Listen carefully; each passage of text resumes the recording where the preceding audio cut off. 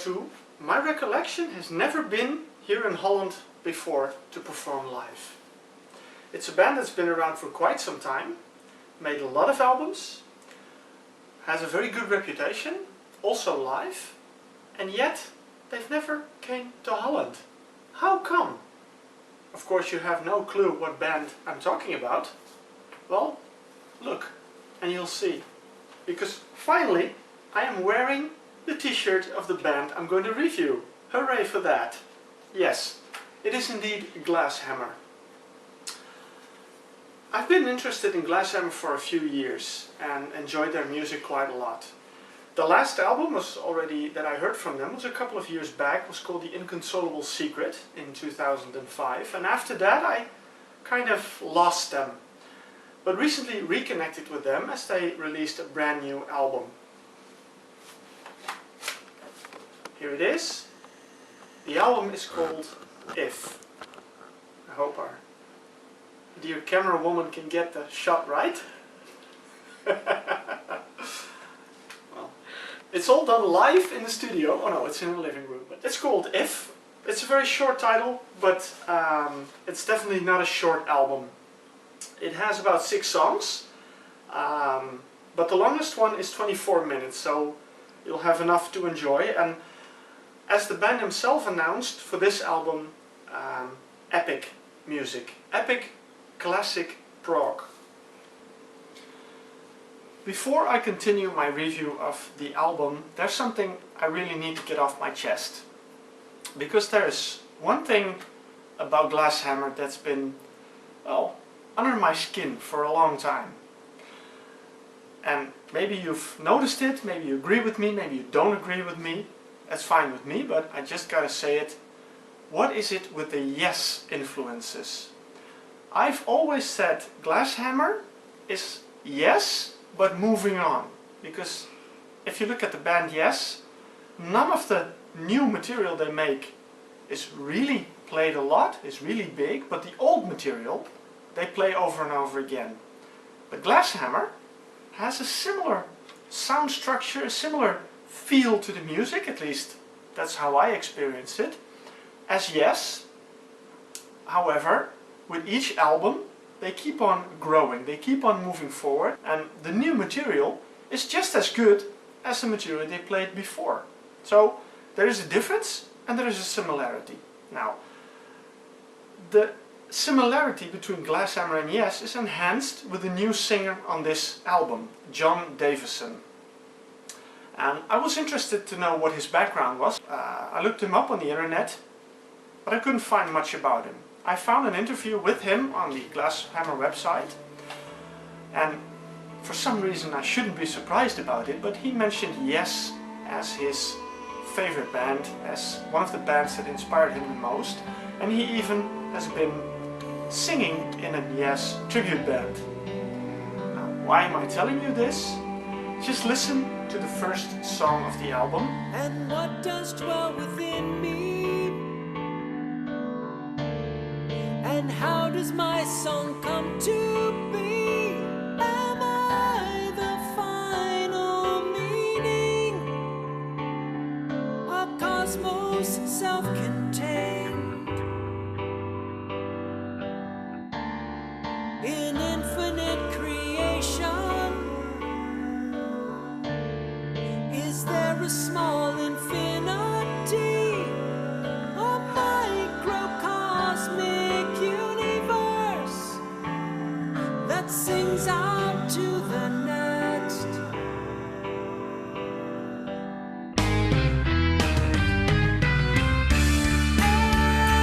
And if we listen to our hearts, the sound, the color, who do we hear? Is it greater? Are we smaller?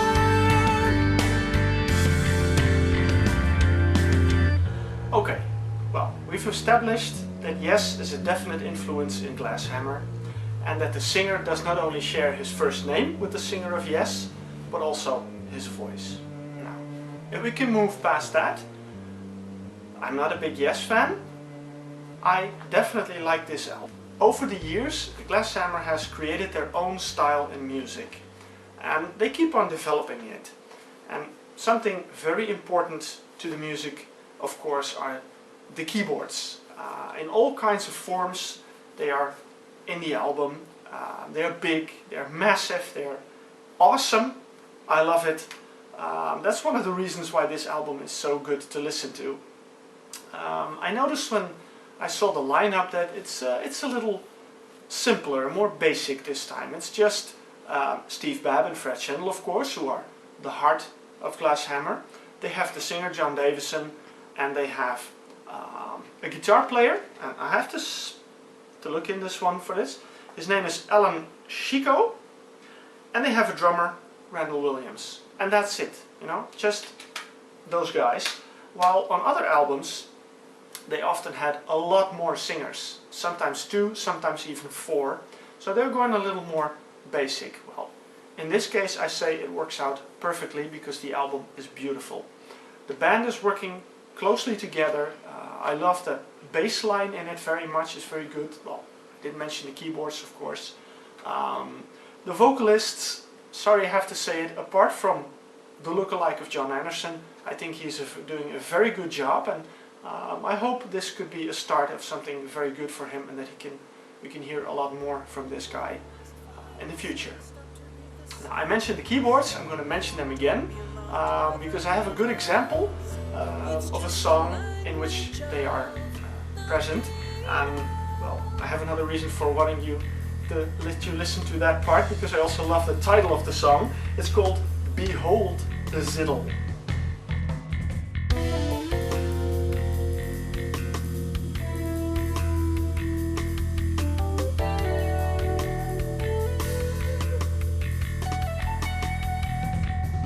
Let the locusts fly, let the fires rise, pay your heed to the glaring, mischievous eyes.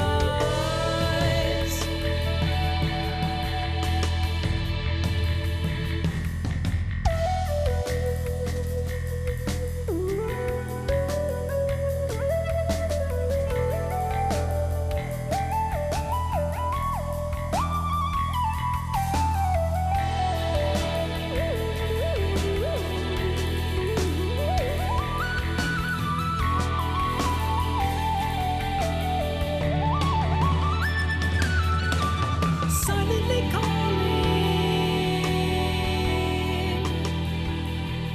Well, did you enjoy that? Do you see the strength of Glass Hammer, the sound they bring? Well, that is the essence of this album. It's beautiful music. What kind of influence is irrelevant?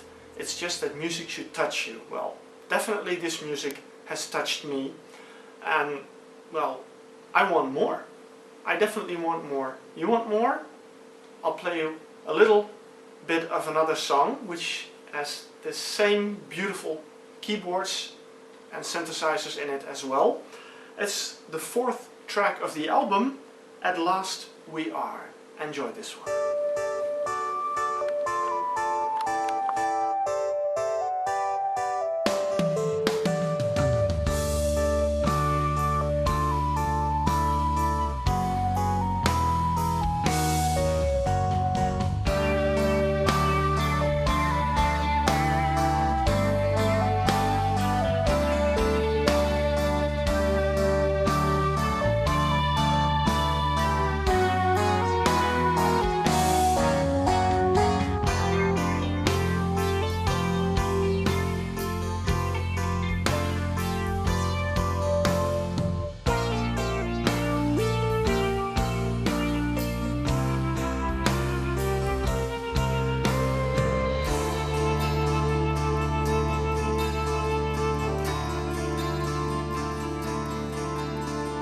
Came a sound from the stillness as the morning woke.